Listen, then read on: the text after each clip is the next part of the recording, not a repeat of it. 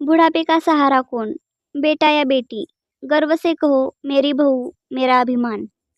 हम सभी लोग मेन हॉल में बैठे बैठे चर्चाएं कर रहे थे। तभी मेरी बहन ने मुझसे प्रश्न पूछा कि भैया यह बताओ, आदमी के बुढ़ापे का सहारा उसकी बेटी होती है या उसका बेटा? मैंने कहा बहन, यह प्रश्न ना करो तो ही अच्छा है, क्योंकि इससे कोई खुश होगा या किसी को दुख होगा। तो अन्य सभी लोग जिद करने लगे, नहीं नहीं, यह बात तो बतानी ही पड़ेगी, वह भी विस्तार से। मैंने कहा तो फिर सुनो, बुढ़ापे का सहारा बेटा या बेटी नहीं, बहू होती है।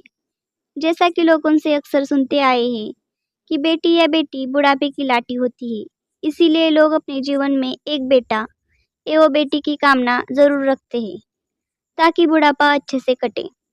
बात सच भी है, क्योंकि बेटा ही घर में बहू लाता है।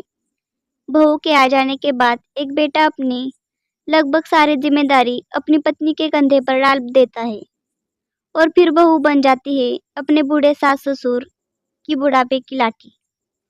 जी हाँ, मेरा तो यही मानना है, वो बहू ही होती है जिसके सहारे बूढ़े सास ससुर अपना जीवन अच्छे से व्यतीत करते हैं।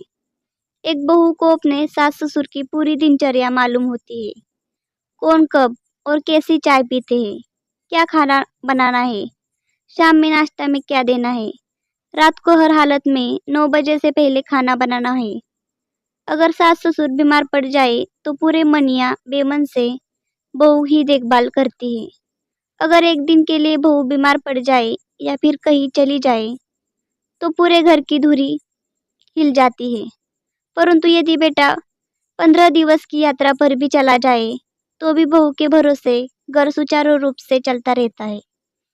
बिना बहू के सास ससुर को ऐसा लगता है जैसा उनकी लाठी ही किसी ने छीन ली हो। वे चाय नाश्ता से लेकर खाना के लिए झटपट जाएंगे, कोई और पूछने वाला उनके पास नहीं होता, क्योंकि बेटे के पास समय नहीं है। और अगर बेटे को समय मिल जाए भी तो वो कुछ नहीं कर पाएगा, क्योंकि उसे ये मालूम ही नहीं है कि माँ बाबूजी को सुबह से रात तक क्या क्या देना है, क्योंकि बेटे के चंद सवाल है और उसकी जिम्मेदारी खत्म। जैसे माँ बाबूजी ने खाना खा लिया, चाय पी ली, नाश्ता कर ली, लेकिन कभी भी ये जानने की कोशिश नहीं करते कि वे क्या खाते हैं, कैसी चाय पीते हैं। ये लगभग सभी घरों की कहानी है।